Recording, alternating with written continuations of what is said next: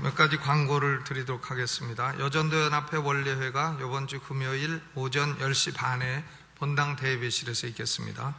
그리고 이번 주 목요일은 전교인 특별 산기도로 진행을 합니다. 우리 교육자들도 다 올라가고요.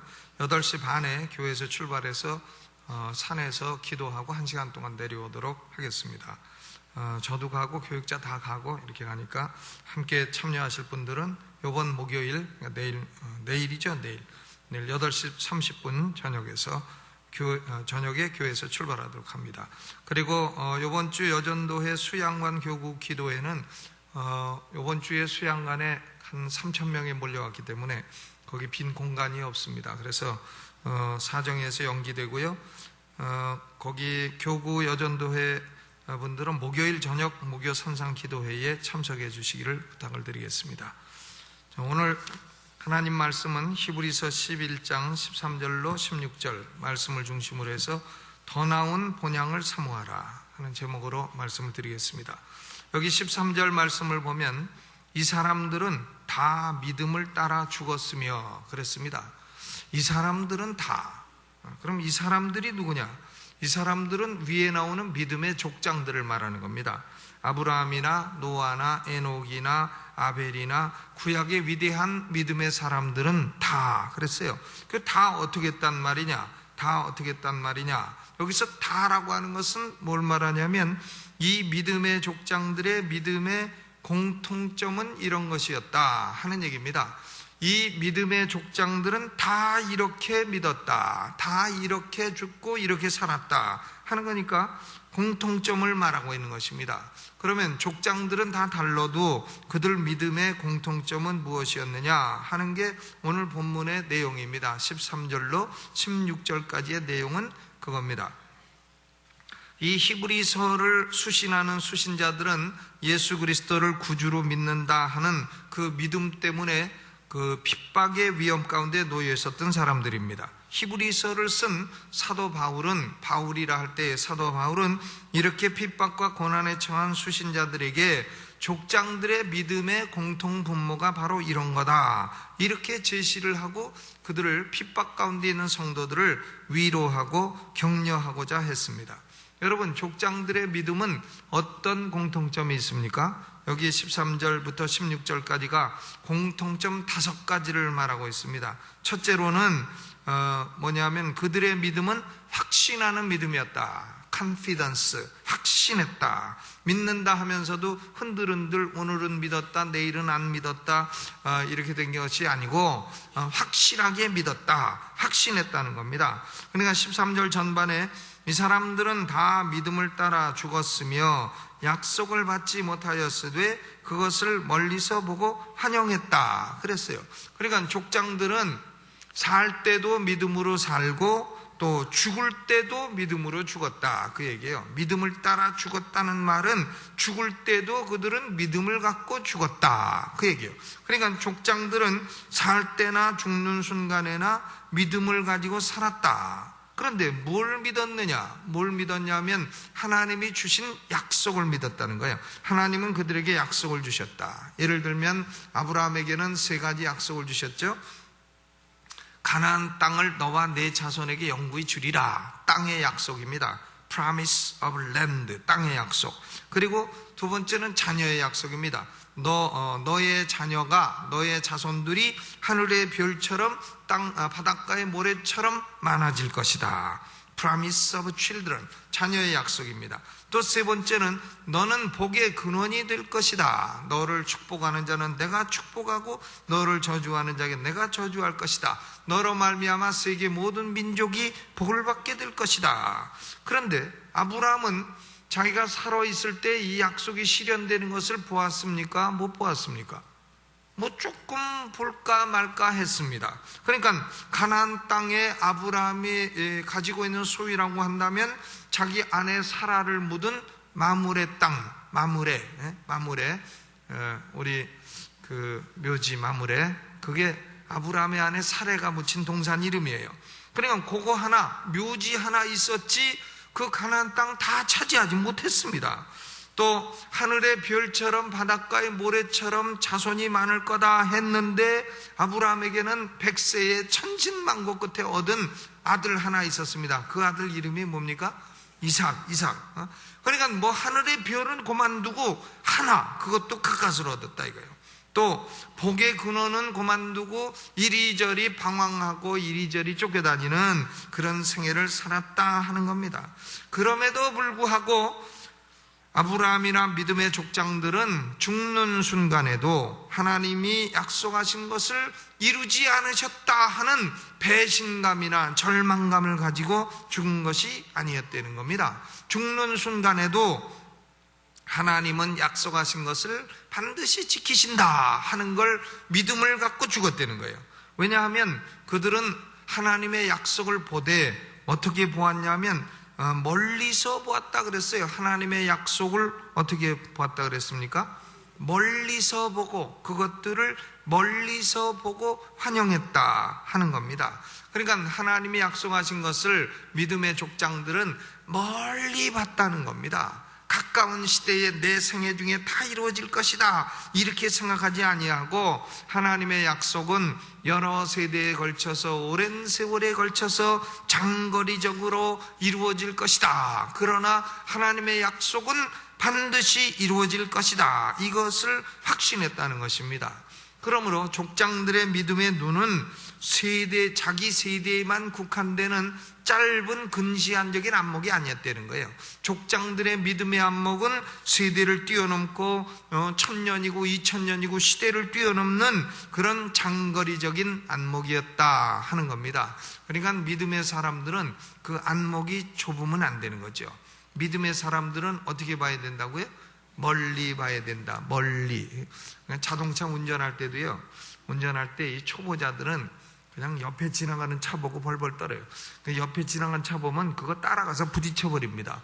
그러니까 운전할 때에 안 부딪히는 제일 좋은 방법은 뭔지 아세요? 먼데 보는 겁니다. 먼데 보면 옆에 뭐가 지나가거나 말거나 아무 상관없어요. 트럭이 쿵쾅거리고 지나가도 아무 상관없습니다. 먼 데를 보고, 눈을 먼 데를 보면 제 길을 똑바로 갈 수 있는 거예요. 그런데 옆에 트럭 간다고 아이고 무서워서 트럭 보면 그만 딸려가지고 거기 꽝 부딪혀가지고 다치고 죽고 이렇게 되는 거예요. 그러니까 믿음의 사람들은 안목이 근시안적입니까? 원시적입니까? 원시적이었다. 하나님이 약속하신 것은 내 세대에만 이루어진다 그런 게 아니고 대단히 장거리적으로 보았다는 겁니다.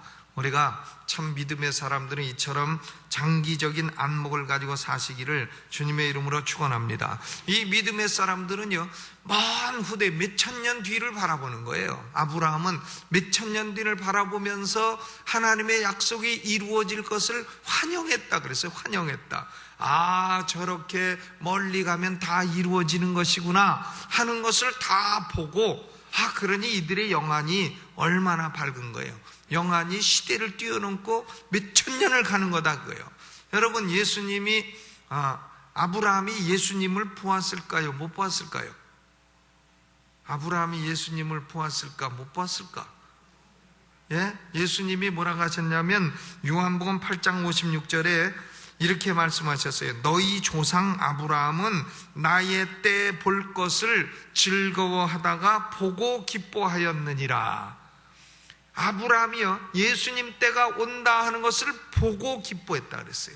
그러니까 아브라함은 벌써 거기 살고 있지만, 가나안 땅에 살고, 땅이라고는 마물의 땅 뭐 몇 평밖에 없지만은, 그러나 아브라함은 벌써 자기 후손들이 가나안 땅을 차지하고 그 후손으로부터 메시아 예수님이 오시고 예수님으로 말미암아 결국 세계 모든 족속이 다 복을 받게 된다 하는 것을 다 벌써 보고 봤을 뿐만 아니라 어떻게 했다는 거예요? 즐거워까지 했다. 그러니까 환영했다 그러잖아요. 환영했다. 멀리서 보고 환영했다 그랬습니다. 영화를 볼 때 영화를 본다. 그러면 처음 보는 사람하고 두 번째 또 보는 사람하고 있어요. 그 두 번째 또 보는 사람은 그 주인공이 막 얻어 터지고 고난을 받고 막 그러면은 두 번째 또 보는 사람은 끝까지 결말을 다 알기 때문에 별로 신경 쓰지 않습니다. 저게 얻어 터져도 나중에 이긴다.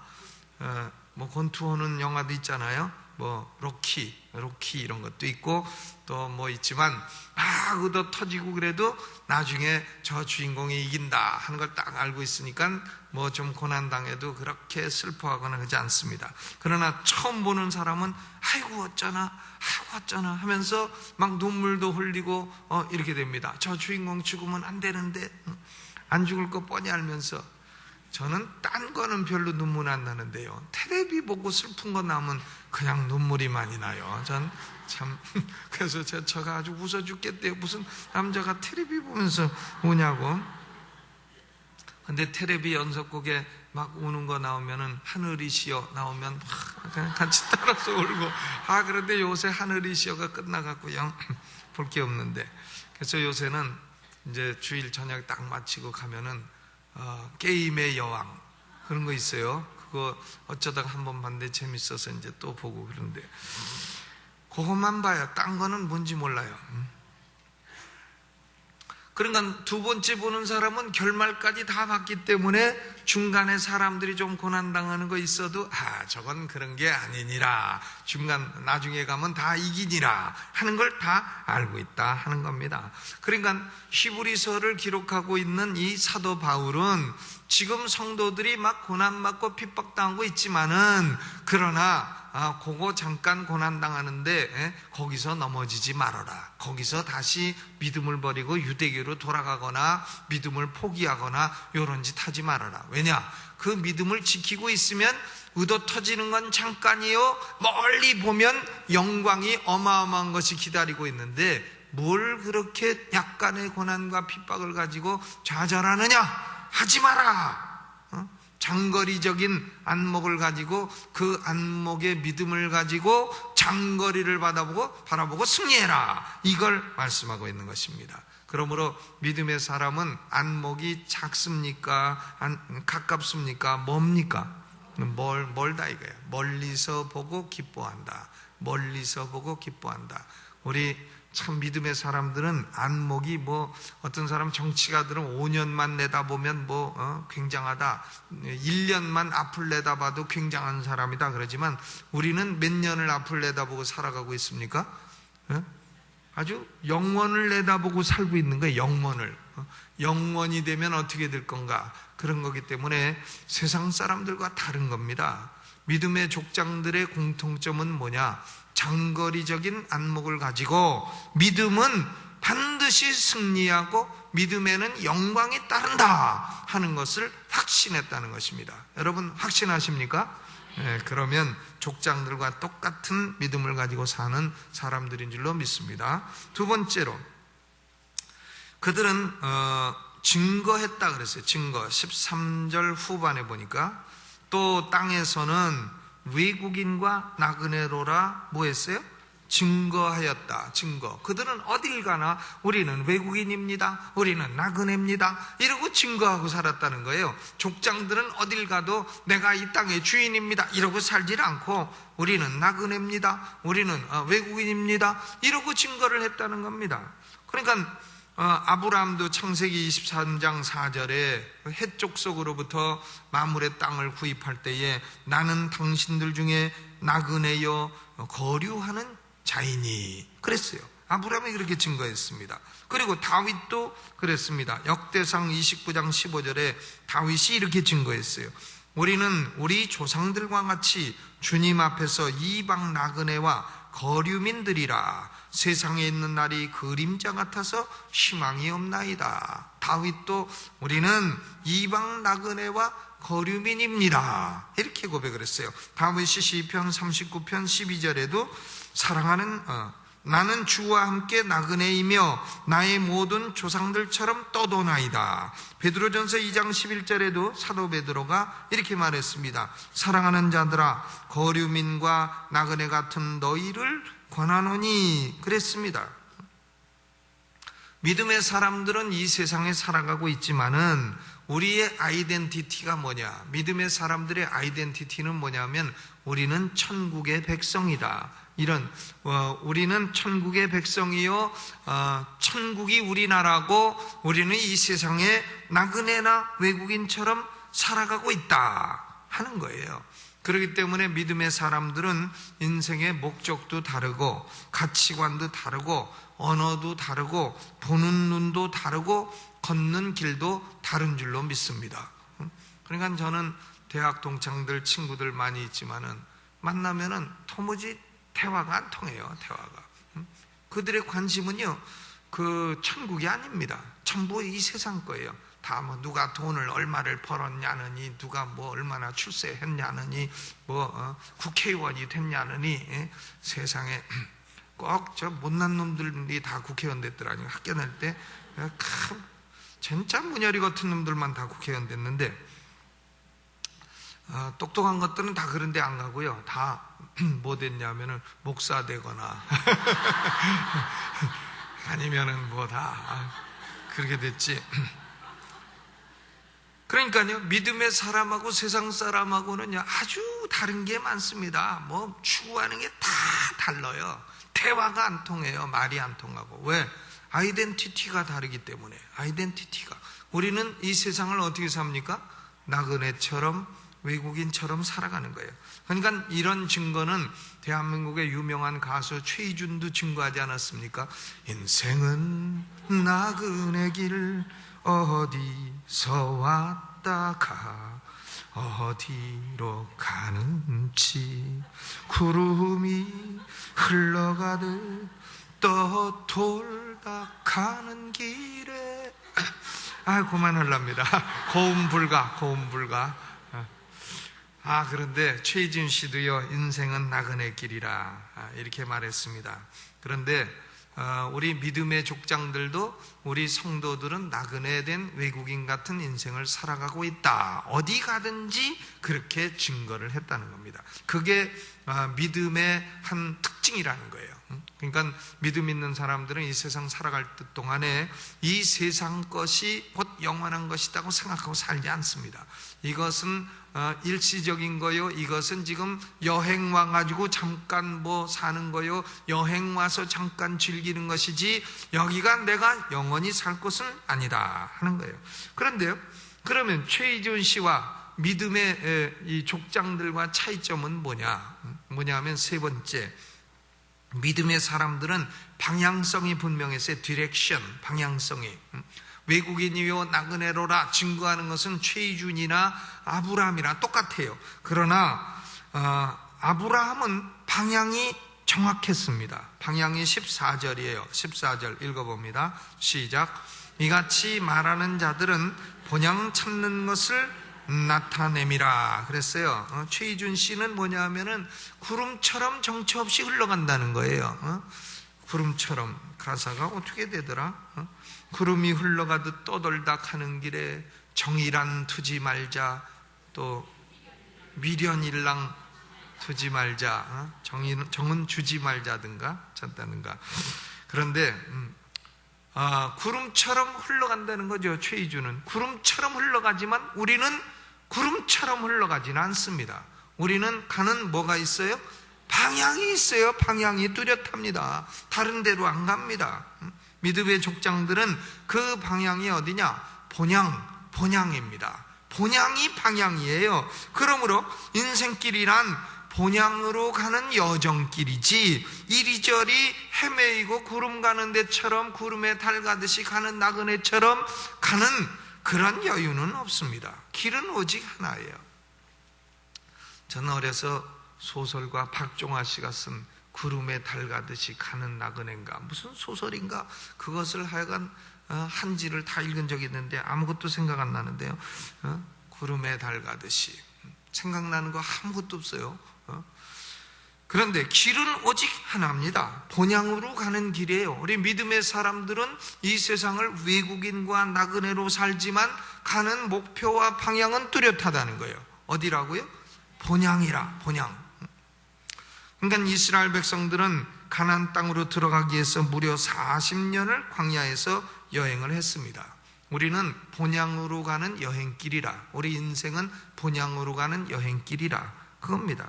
그러니까 이스라엘 백성들도 광야 40년을 여행을 했지만은 그렇다고 그들이 갈 길을 몰라 방황한 건 아니에요. 그들의 갈 길은 뚜렷했습니다. 가나안 땅 쪽이다. 하나님이 가나안 땅으로 가라 그러셨다. 그래서 방향은 뚜렷한 겁니다. 비록 40년 이리저리 왔다 갔다 하기는 했어도. 사도 바울도 평생을 여행을 했습니다.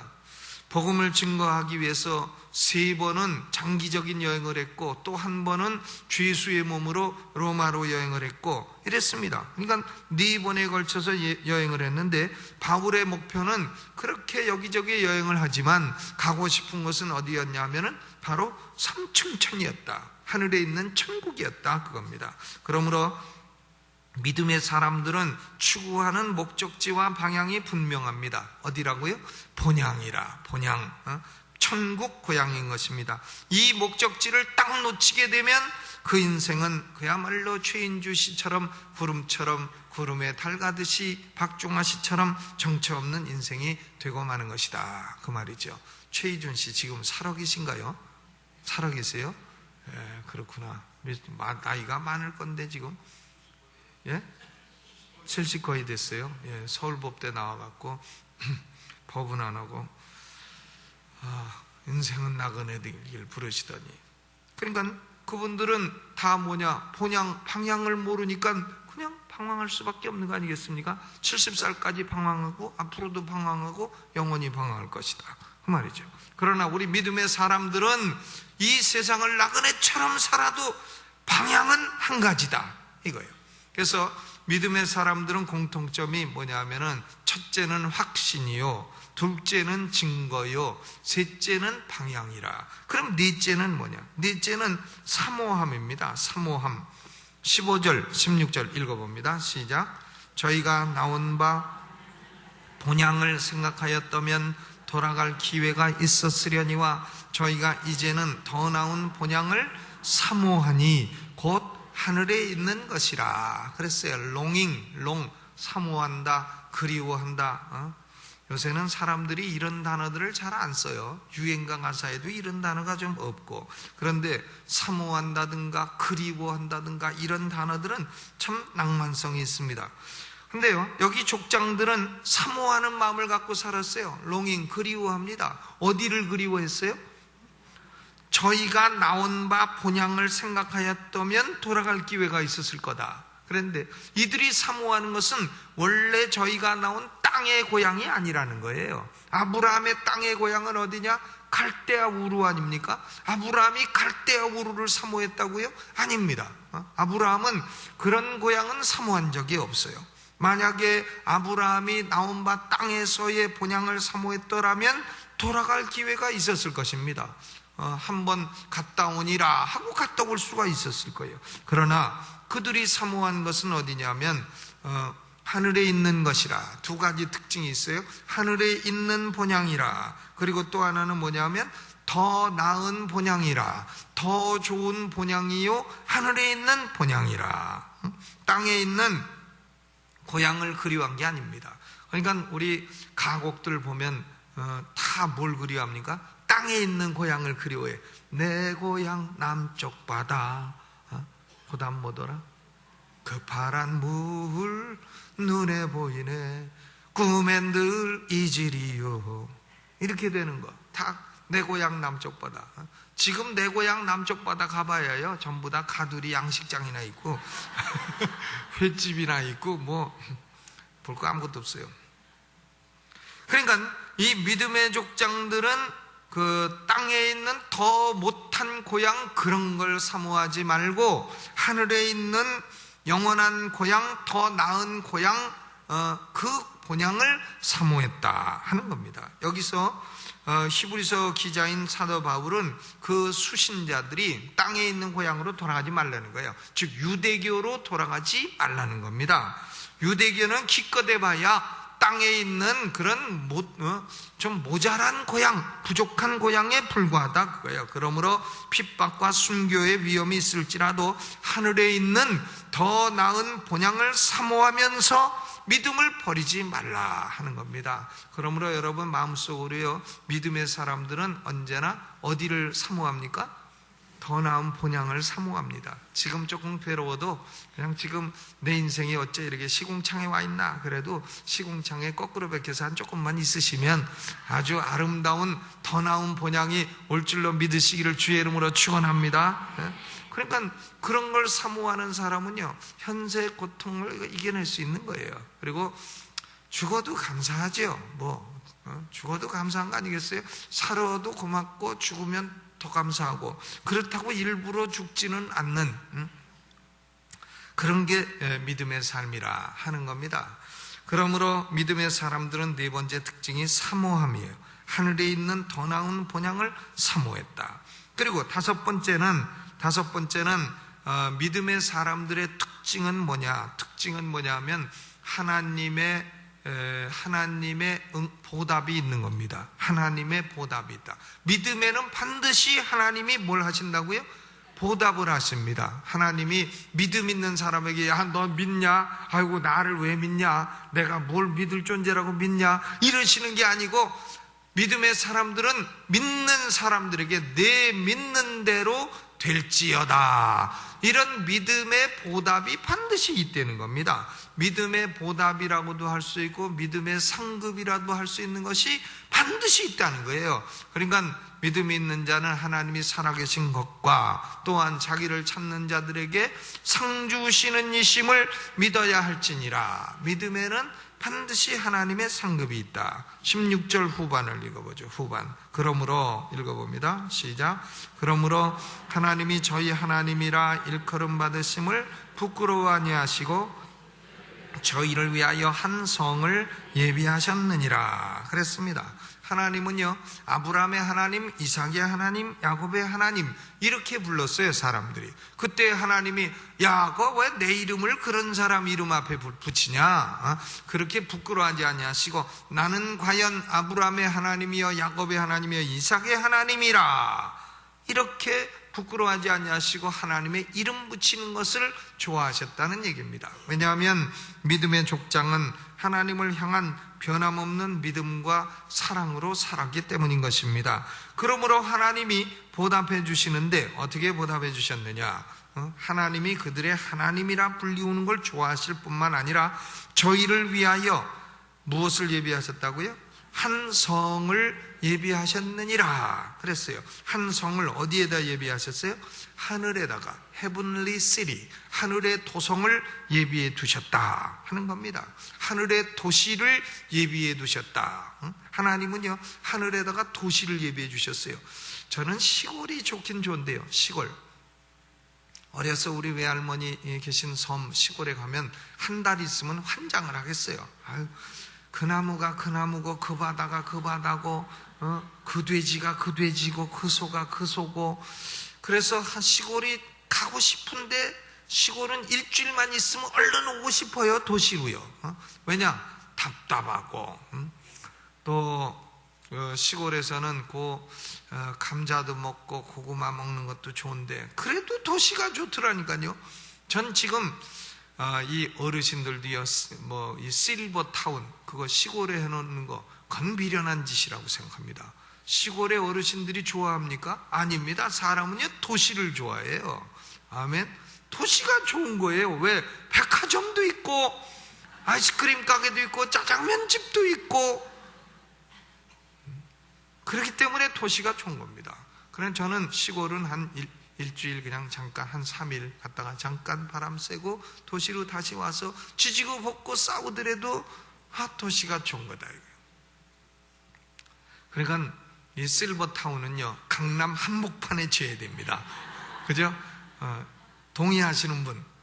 예, 아유 많으시네. 강남 한복판에. 왜? 하나님도 도시를 좋아하시지 하늘에다가 한 시골을 지으셨느니라 안 그러시고 하나님의 one city, city를 지으셨느니라 그랬습니다. 그런데 지상도시하고 하늘도시하고 차이가 뭐냐? 지상도시는 더럽고 위험한 것도 많습니다.